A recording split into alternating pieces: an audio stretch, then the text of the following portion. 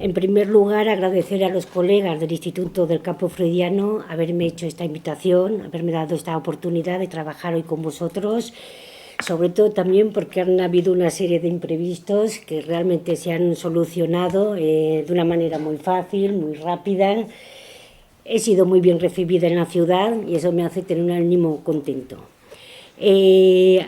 El siguiente punto era mi agradecimiento a la Facultad de Ciencias Políticas y Sociología, con lo cual de entrada voy a empezar a alterar ya el guión que tenía preparado, ¿no? Bueno, me pareció realmente interesante programar un ciclo de conferencias con una pregunta en torno a la ética, que es verdaderamente una dimensión compleja. Y hace muchos años, yo diría del orden de 15, casi 20 años, que escuchamos hablar de la crisis de valores. Es por esto que me pareció muy pertinente poner en relación la ética con nuestros tiempos, lo que nos apremia a ponernos al día, a actualizarnos sobre esta cuestión.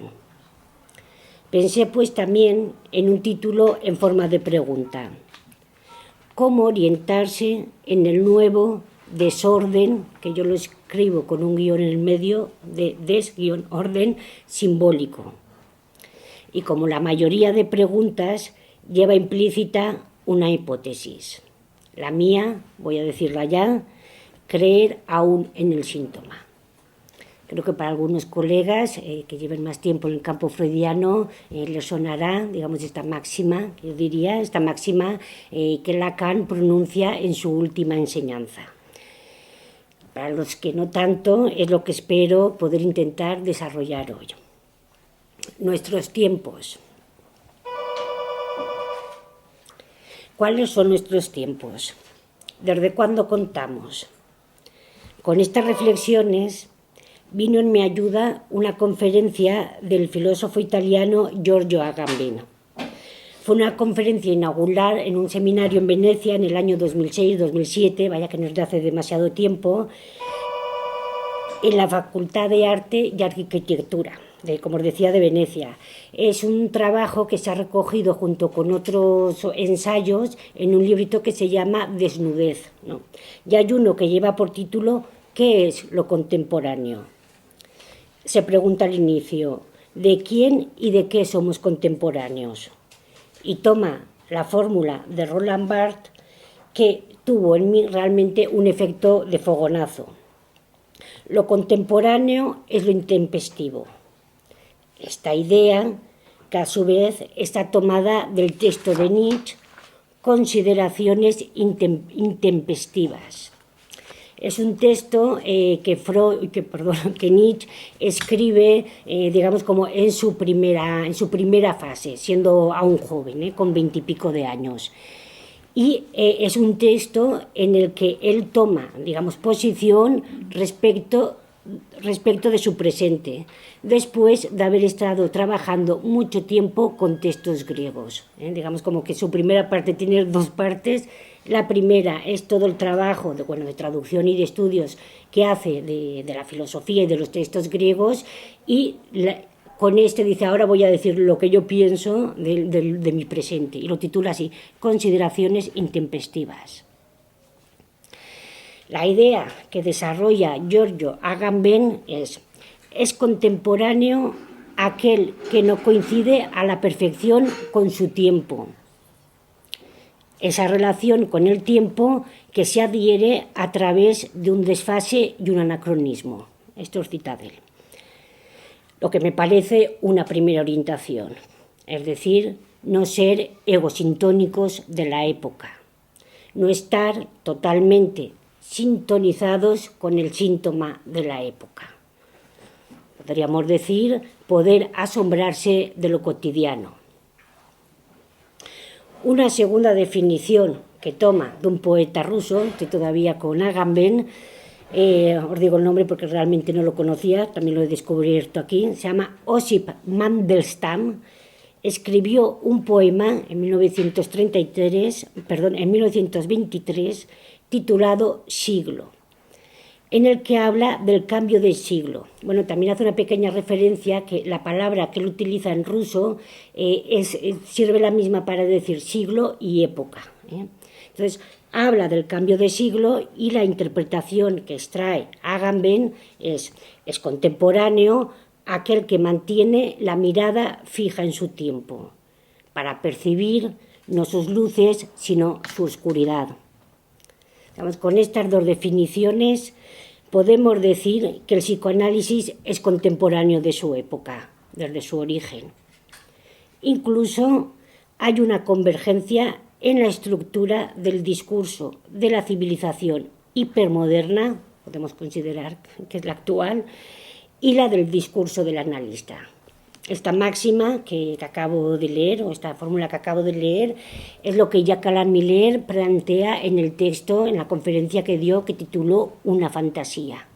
Yo creo que muy recientemente la habéis trabajado aquí, entonces, pues bueno, creo que a lo mejor sobre este punto de esta convergencia del discurso hipermoderno y del discurso analista podemos hablar un poquito más después. Que bueno, yo lo definiría por decir dos frases. Es una convergencia que viene dada por el declive de los ideales, que creo que lo habéis estado trabajando también en las otras conferencias, y por lo que Lacan llama la subida al cenit de los objetos plus de gozar.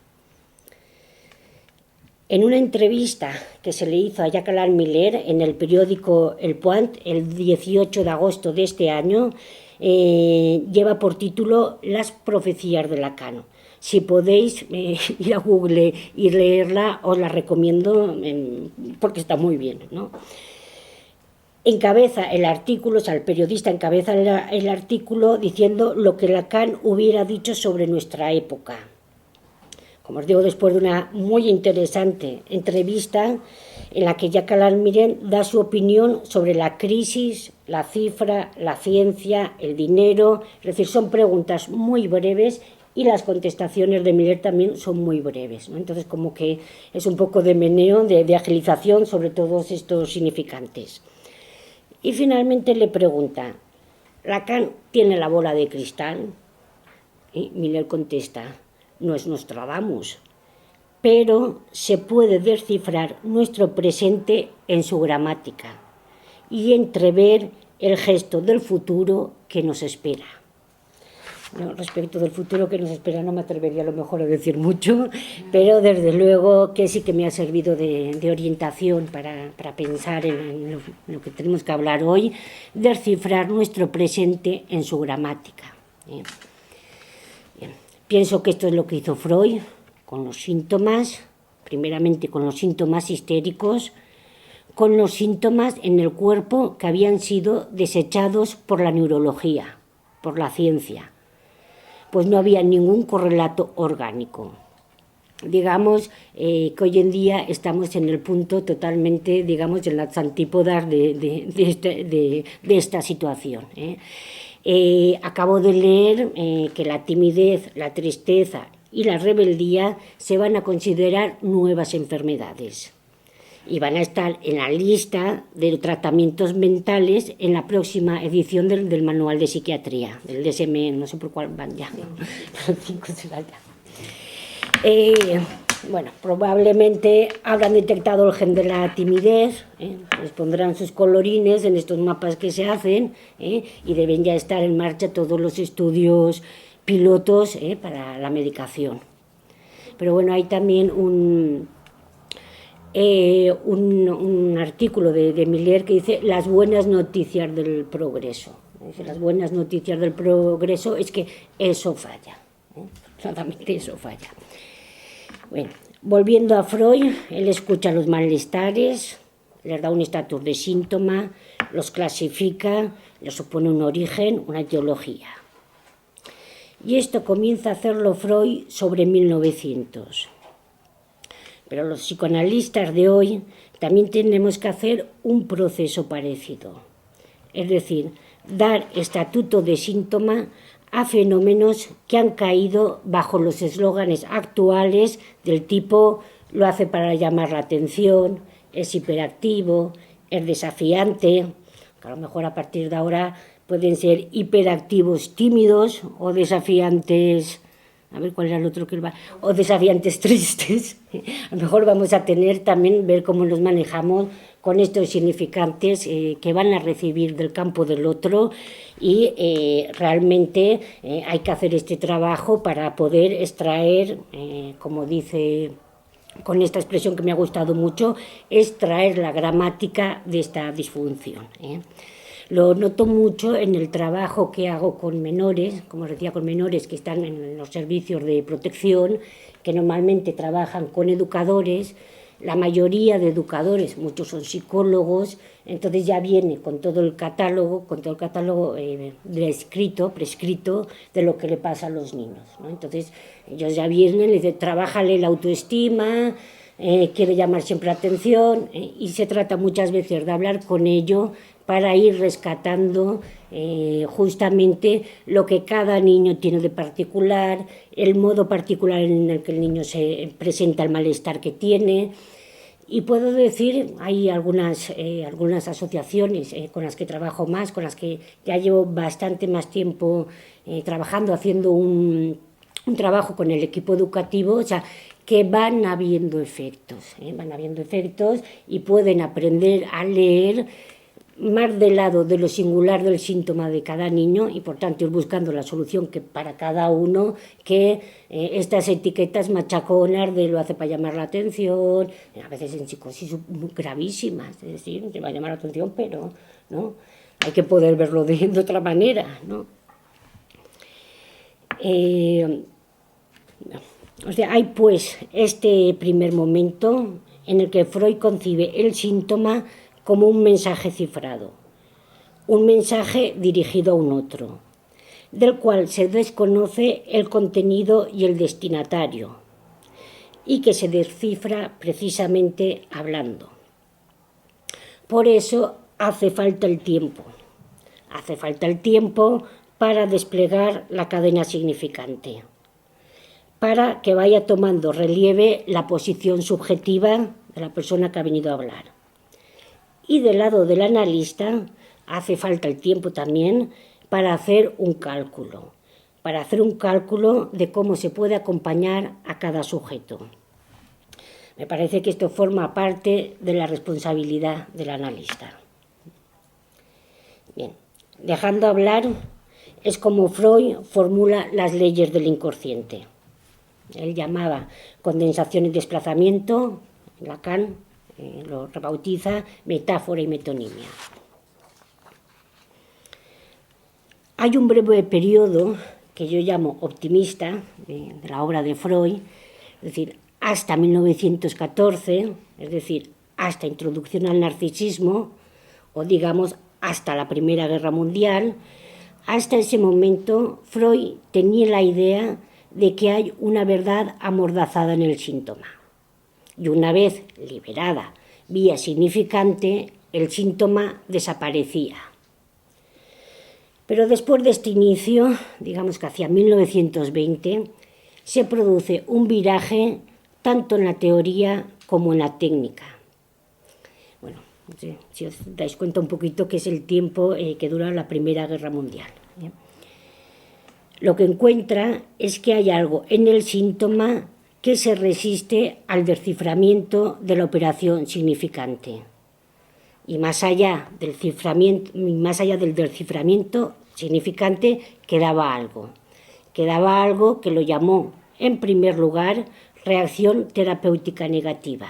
Es decir, pacientes que habían mejorado, digamos, en los tiempos de Freud, los análisis duraban 2 o 3 meses, iban todos los días, ¿no?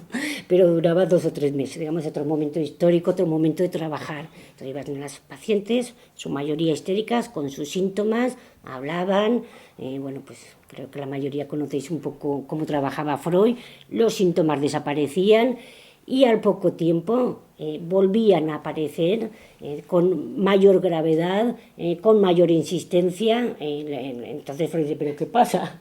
¿No? Y es a esto a lo que él llama primeramente la reacción terapéutica negativa, ¿no? Bueno, pero ¿qué pasa? Pues lo primero que piensa, hay una dificultad en abandonar el síntoma. El síntoma tiene una función psíquica y hay una dificultad para abandonarlo. El primer ejemplo que él pone de una manera muy didáctica, dice, es como el señor que es cojo, que tiene muletas y que pide en la puerta de una iglesia, ¿no? Y le dice, mire, yo le voy a curar, pero para curarlo me tiene que dar ya las muletas, ¿no? Y el hombre dice, ¿y entonces yo de qué vivo? Entonces este es el símil, ¿no?, que Freud hace para hablar cómo el síntoma tiene una función psíquica.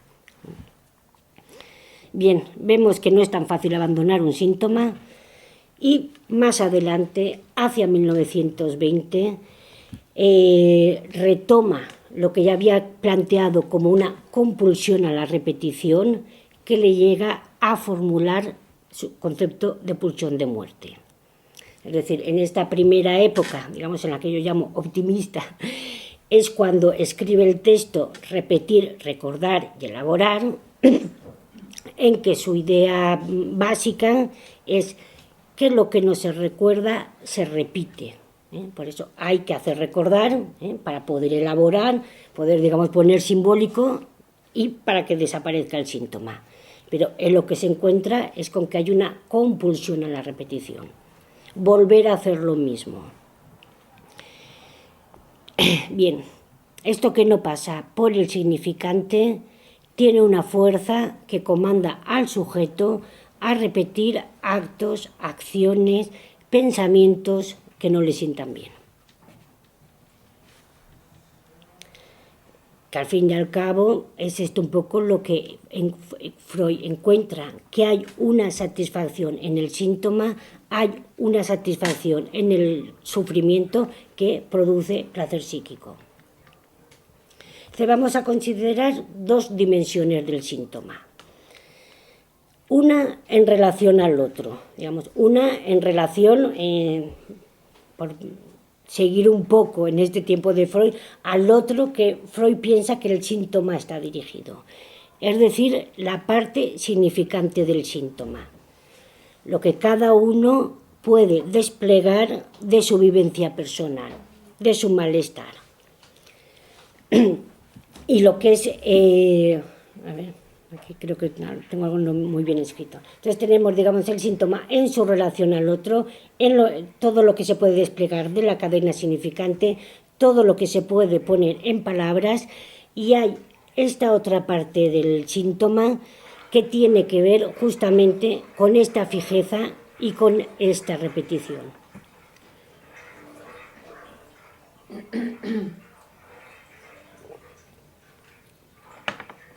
Es decir, cuando Freud formula las formaciones del inconsciente, digamos, el chiste, el lapsus, el olvido y el síntoma, no sé si me dejó alguna, no sé si me olvido de alguna, digamos que lo que diferencia el síntoma del resto de, bueno, por supuesto, y los sueños, ¿sí? Lo que diferencia el síntoma del resto de las formaciones del inconsciente, para empezar, es que el síntoma comporta un sufrimiento psíquico y las otras no. Normalmente nadie sufre mucho porque se le olviden las llaves, ¿no? Se le pasa una vez, Esto es lo que quiero decir. Lo que lo diferencia el síntoma de las otras formaciones del inconsciente es que el síntoma tiene un carácter de fijeza, de repetición, de que pasa una y otra vez, mientras que el chiste, pues te hace gracia la primera vez que lo oyes. Un lapsus es totalmente una emergencia única, O sea, todos los demás tienen más bien el lado de lo primerizo, de lo único, mientras que el síntoma es del orden de la repetición, de la fijeza. Yo a veces me acuerdo, no sé si os acordáis del gato este de las tiritas de Chester Scarfield, ¿no? Que cada vez que hacía una maldad, pues se comía un dulce o algo así, no me acuerdo mucho, decía, ya lo he vuelto a hacer, ¿no? Pues algo de este síntoma, ya me ha vuelto a pasar, ya lo he vuelto a hacer, ¿no? Digamos, sin saber por qué, digamos que el síntoma de alguna manera divide, perturba al sujeto porque hay algo desconocido al sujeto de por qué le pasa esto, Si lo hace totalmente suyo, que es lo que también dice Freud al final en los últimos textos. La mayoría de síntomas acaban siendo egosintónicos, el yo los va asumiendo. Pero en principio el síntoma se presenta más bien del lado de no sé por qué me pasa esto, digamos del lado de la incógnita, ¿no? Bien, digamos que esta parte, esta compulsión a la repetición es, digamos, la parte silenciosa, la parte muda del síntoma. Siguiendo la trayectoria de Freud, digamos que hay un primer momento de desencanto del poder de las palabras, de lo simbólico. Hay algo que se resiste a pasar a lo consciente y por lo tanto al pensamiento articulado y a las palabras. A la vez que se pone de relieve que hay una satisfacción paradojal que os decía antes en el síntoma. Algo se satisface y esto que se satisface es lo que llamo la pulsión. Como decía también, no me parece que sea una casualidad que el periodo de la Primera Guerra Mundial, del 14 al 19, es el periodo en el que Freud reformula su teoría pulsional. Primero hace una primera distinción entre, digamos que Freud, casi toda su obra tiende a hacer dualismos. Vamos a ver después cómo Lacan va al 3 y después al 4, pero normalmente Freud tiene más bien un pensamiento de dicotomizar. Bien, este primer dualismo divide las pulsiones sexuales y las pulsiones del yo, que son las de autoconservación. ¿Qué pasará en lo que se llama la segunda tópica a eros y tánatos, pulsiones de vida y pulsiones de muerte? Y el síntoma es lo que aparece lidiando con estas dos tendencias opuestas. Tiene creo una expresión, yo creo que Jacques Miller muy acertada, ¿no? Creo que es en las conferencias de apertura del Seminario de la Ética en Madrid, que fue como en el año 88, que lo define como hay algo en la vida que prefiere la muerte. No todo, afortunadamente, pero ese punto, ¿no? Esa articulación, esa mezcla de eros y tánatos es lo que podemos llamar la pulsión de muerte, ¿no? Pero lo que me parece más importante a rescatar es el punto en el que Freud habla de esta mezcla pulsional. Este es el punto conflictivo de la neurosis. Digamos, diría que más tarde es lo que a esta mezcla pulsional de líbido y de pulsión de muerte es lo que Lacan tradujo como el goce. Digo que la mezcla pulsional es el punto conflictivo de la neurosis, pero estamos en la neurosis.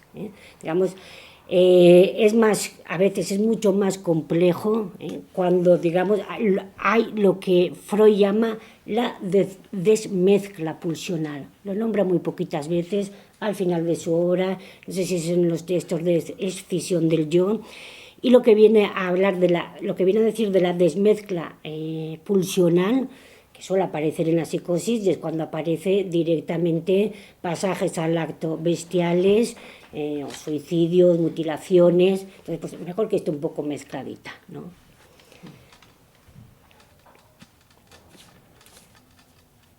Digamos que la diferencia en este sentido, llevado al extremo, ¿no? Un neurótico dice, es que me mataría, pero no lo hace, porque para eso tiene una represión, ¿no? Para poderlo decir y no hacerlo. El problema a veces en la psicosis, digamos que la pulsión de muerte se puede presentar de una manera muy burda, muy bestial, ¿no?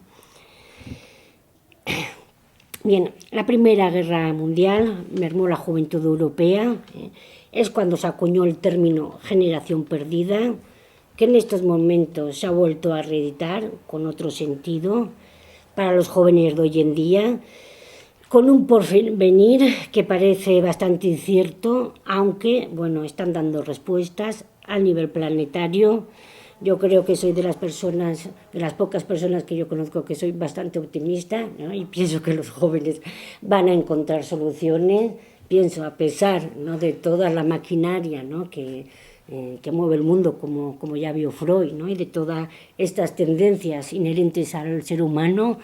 Pienso también en la capacidad de inventar soluciones, y bueno, pues me parece que hay también movimientos muy interesantes, personas, ¿no?, que vienen, jóvenes que vienen de trayectorias culturales muy largas, y yo estoy esperanzada, ¿no?, de que esto pues tenga efectos y vayamos encontrando otras formas, ¿no?, de relacionarnos.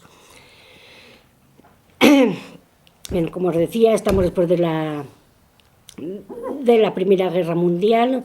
Los jóvenes que quedaron, en especial los grupos intelectuales, tomaron posiciones muy críticas con los ideales imperantes, sobre todo con la idea de la patria. Manifestaban muchas veces, sobre todo en movimientos artísticos, manifestaban muchas veces que el lenguaje de los mayores no les decía nada, que el simbólico construido, que el simbólico que se había instalado, no lo querían. Yo en la práctica que tengo con adultos con niños y con jóvenes, veo la frase, ¿no?, que a mí me parece a veces muy característica, ¿no?, de este desentendimiento o de este no queremos el mundo de los mayores, es con esta frase que dicen: no me rayes. No me rayes. Hay algo de este simbólico que no les llega para nada, que les llega como una palabra machacona, ¿no? Y es la forma de poner el freno a esto que no les dice nada, ¿no? Hay un documental que os recomiendo vivamente, y además es un documental que agradecen a la Facultad de Bellas Artes de Granada. Es un documental que hizo Robert Hughes como en el año 80 por ahí, que se llama El impacto de lo nuevo, y él va recorriendo, él dice: no hago una historia del arte, es más bien una especie como crítica del arte, pero sí que va marcando todos los momentos de ruptura que han habido en la historia del arte. Y digamos que este vídeo se pudo hacer, ya os digo, gracias a la Facultad de Bellas Artes de Granada, por eso no sé si alguno colaboró en aquel momento, pero bueno, hay un agradecimiento especial, ¿no? Y bueno, he sacado ideas que me parecían muy interesantes, me parecen muy interesantes los 4 documentales que hay. Se ve un poco así, se nota que es un documental del año 82, pero el libro está totalmente agotado, es imposible encontrarlo. Y bueno, me parece un pensador importante, y él resalta sobre todo cómo en este momento el daísmo era el movimiento, que a mí personalmente no es de los que más me interesa a cierto nivel artístico, pero lo interesaba acá como el movimiento que más se oponía al simbólico establecido. Y de hecho Dada, que es una cosa como muy simple, ellos incluso reclamaban como un cierto infantilismo, como un cierto de antes de lo adulto. O sea, lo auténtico, lo genuinamente auténtico es la infancia, ¿no? Entonces, bueno, Dada es sí, en ruso, que parece casi una cosa de Lalang, ¿no? Y es también una forma de decir caballito de madera en rumano, creo que es en rumano, no estoy muy segura, pero bueno.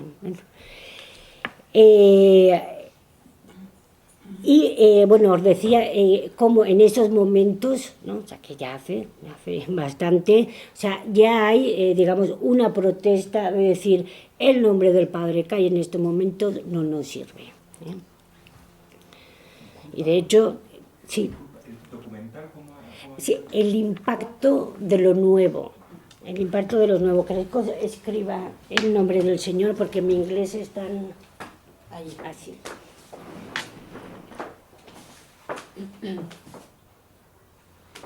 Además es un señor muy simpático hablando, está muy documentado, con muchos cuadros,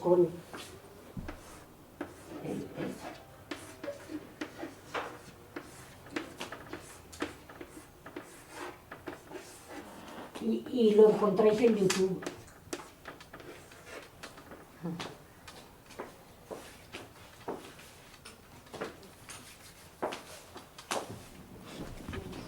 Y enseña un montón, sobre historia del arte, sobre la relación del arte y la historia, sobre los movimientos, cómo se han ido... Sí, sí.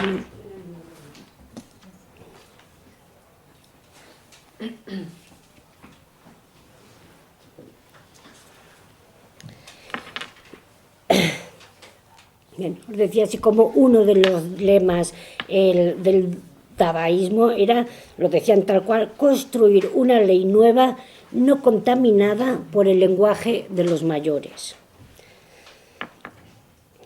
Bien, yo a veces pienso que cuando el urinario de Duchamp se hizo en el año 1919, todavía me sorprendo cómo podía ser tan moderno, tan rompedor. O sea, lo que se había hecho hasta ese momento pues eran retratos, paisajes, escenas costumbristas. La pintura iba avanzando, había pasado el impresionismo, el expresionismo, pero el urinario de Duchamp es una cosa, o sea, totalmente rompedora. Bueno, y de hecho no se lo dejaron exponer, lo tapiaron, pero que hoy en día todavía me parece que tiene un valor, o sea, novedoso, ¿no? Bueno, yo creo que también para ver un poco lo que ha sido todo este siglo XX, creo que es muy recomendable, y sobre todo los que trabajan en educación, es el artículo de Hannah Arendt sobre la autoridad. Yo creo que los que trabajáis en educación sabéis lo difícil que es en estos momentos muchas veces sostener los lugares de autoridad, porque ha habido realmente un cambio importante de todo lo que es lo simbólico, de todo lo que es el nombre del padre, pero a unos niveles, pues eso, que hay que hacer un invento, hay que hacer un invento. Por supuesto, el movimiento feminista... es decir, hace más de 100 años que se intenta desordenar los órdenes simbólicos establecidos. La primera mitad del siglo XX ha estado orientada por los ideales, o a favor o en contra. Nuestra referencia de la función del ideal la podemos encontrar en Psicología de las masas, en Lacan, en la insignia, todo lo que trabaja sobre la insignia. Y si seguimos esta línea, podríamos seguir como tituló Miller, primeramente un curso que acaba titulando Los signos del goce, pero el título primero que le puso es Lo que hace insignia. Entonces, tenemos los ideales, la insignia, lo que hace signo, los signos del goce. Que no podemos volver el colegio sobre esto, por supuesto, Lacan, en los años 50, es decir, después de la Segunda Guerra Mundial, que es el momento en el que empieza a fraguarse y consolidarse el capitalismo, comienza con su enseñanza con los seminarios, con los escritos, y promueve el retorno a Freud, al pie de la letra. Hay que tomar el deseo al pie de la letra, es decir, el retorno al Freud del significante, apoyándose en las formaciones del inconsciente, que os acababa de comentar, lapsus, chistes, olvidos, sueños y los síntomas. Es el momento que ordena la teoría a partir de la fórmula el inconsciente está estructurado como un lenguaje. Es decir, hay una cierta homología ya en la misma fórmula entre el inconsciente y el lenguaje. Digamos que es un momento, es un proceso para quitar, digamos, peso a lo imaginario, al dominio del yo, y para hacer emerger el sujeto del inconsciente. El que se equivoca con un lapsus, el que tiene un olvido incomprensible. Como veis, en el psicoanálisis siempre estamos rescatando los restos, lo que aparentemente no sirve para nada, que es una definición del goce. Aunque Lacan considere que hay una primacía del orden simbólico sobre lo imaginario y lo real, pone el acento en lo insensato, en lo que no tiene sentido. Por ejemplo, el chiste, que tiene un lado comunitario, que es para parroquianos, tiene otro lado que es absurdo, digamos, y que no tiene gracia. Yo había traído el chiste de Familionariamente, y cuando lo he contado me han dicho, ni se te ocurra volver a contar Familionariamente. Entonces, bueno, no lo voy a volver a contar, no hay mucha referencia, simplemente recordaros pues que el pobre hombre era el pariente pobre y que además se había enamorado de su prima y esta no le correspondía, ¿no? Lo cual no tiene ninguna gracia, ¿no? Entonces me acordaba también, bueno, no diré famillonario, ¿veis cómo no lo he dicho? Recuerda también, bueno, pues los chistes del Lepe, ¿no? Que creo que acaban de ser reconocidos, a mí me viene Patrimonio de la Humanidad, pero igual he hecho una exageración, ¿no? Acaban de tener un reconocimiento cultural importante, ¿sí? No me acuerdo el que es. Sí, ¿verdad? Acaban, incluso los mismos del Lepe están bastante contentos, ¿no?, de ser conocidos mundialmente, ¿no? Pero sí es verdad, si os fijáis, pues son chistes realmente que los ponen de tontos, de una lógica absurda, ¿no? No tanto de lo que sino pues de una lógica absurda, ¿no? Y es esto lo que tiene el chiste, ¿no? Hay algo de lo absurdo, hay algo del sinsentido que hace reír. Afortunadamente, afortunadamente que tenemos el sentido del humor, como también dice Freud en el artículo del humor, que ya es bastante a finales, dice el sentido del humor es la única manera de zafarse del super yo, ¿no? La única manera de enviar un rato paseo al super yo, ¿no? Y bien, y este es el gran otro insensato que quería introducir, es el super yo, que es en principio una instancia simbólica, altamente simbólica, se tiene que constituir una neurosis, es decir, hacen falta 3 tiempos lógicos, o sea, hace falta, digamos, toda una construcción, más o menos azarosa a veces, ¿no?, para llegar a tener un super yo, por decirlo de alguna manera, Es la interiorización de la ley, lo que Freud asemejó a la conciencia moral. Pienso que esta articulación estuvo muy bien hecha en la conferencia que dio Juan Carlos Ríos, entonces yo no me voy a meter más, creo que está realmente muy bien atado este punto en cómo el super yo está relacionado con la conciencia moral, y que tiene una faz insensata, porque está reducida, en el fondo el super yo es la reducción a una forma imperativa, a una voz de mando.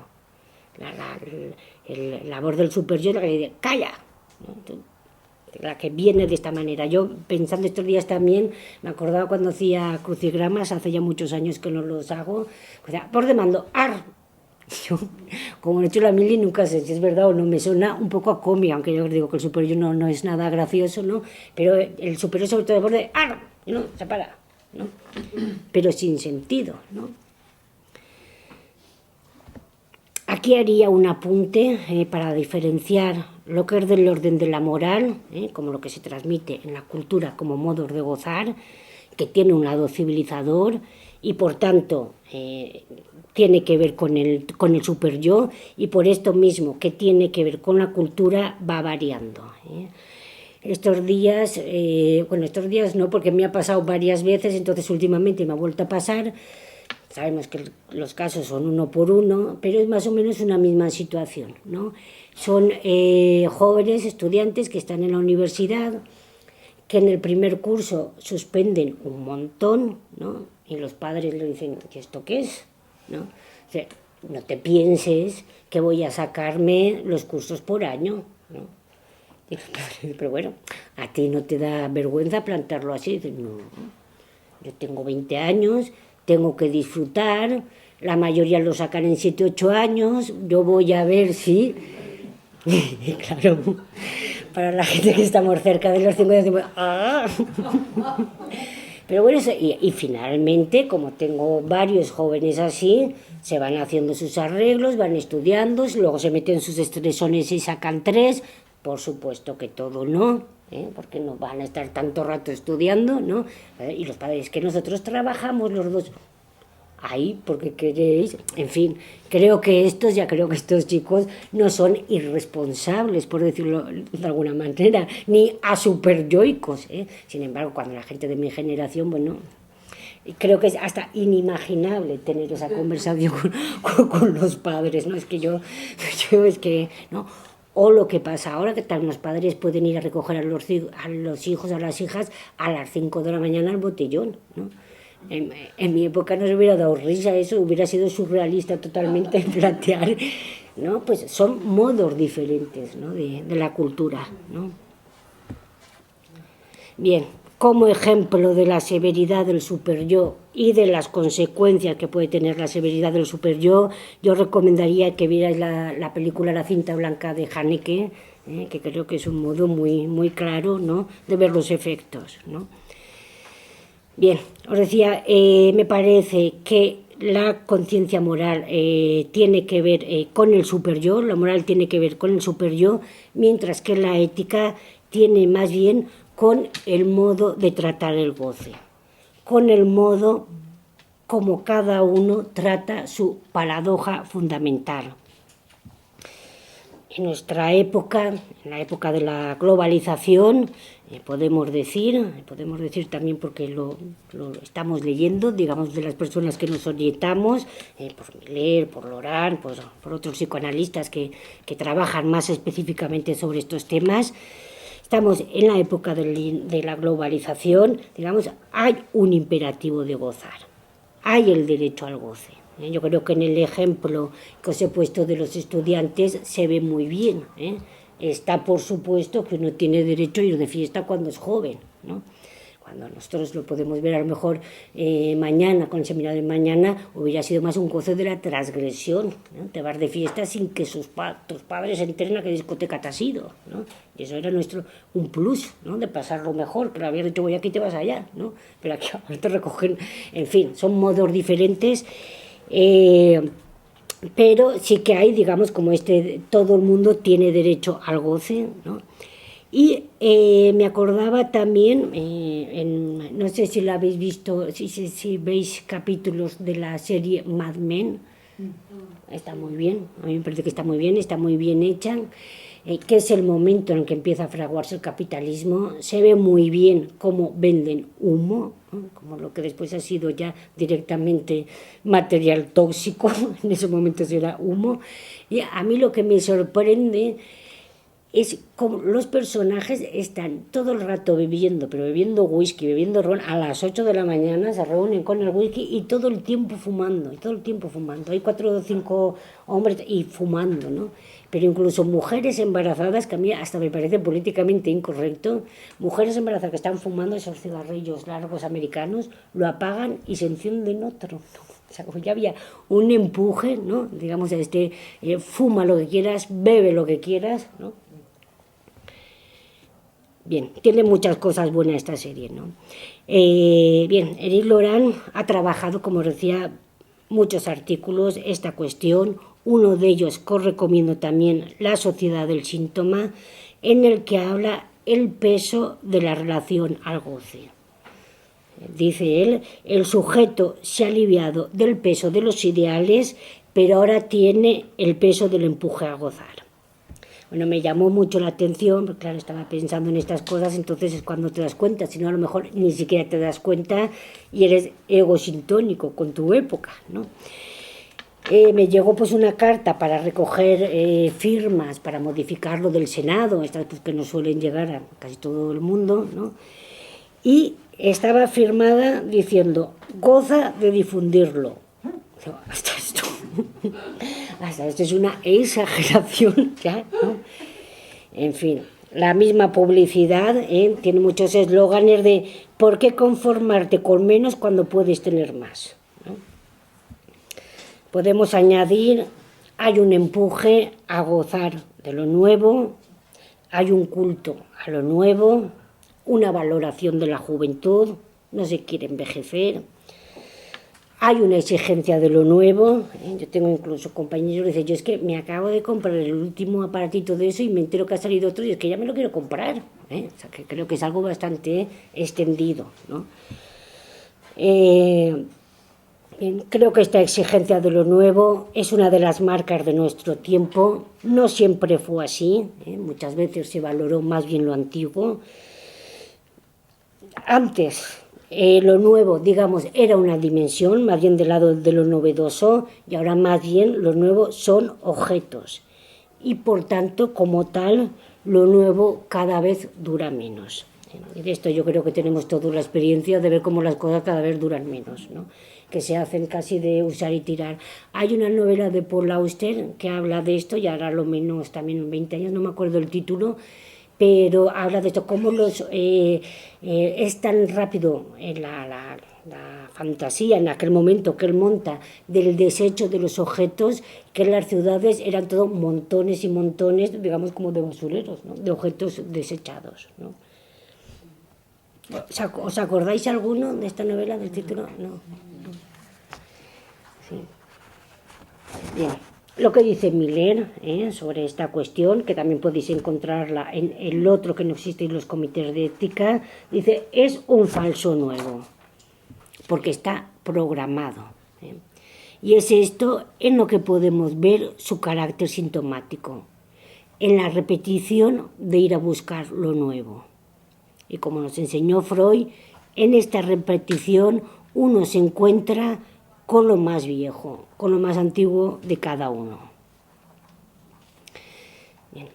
Sobre los años de cambio del siglo XX al siglo XXI, también el psicoanálisis se planteó trabajar sobre las nuevas formas del síntoma. Miller hizo una conferencia inaugural en Brasil en el año 1997, pero yo creo que a partir de ese momento prácticamente todo el campo freudiano, tanto en España como en otros sitios, nos pusimos a trabajar bajo ese significante, las nuevas formas del síntoma. Recuerdo por lo menos en Valencia habían muchos espacios convocados con ese título, convocábamos espacios pues con esto nuevo, ¿no?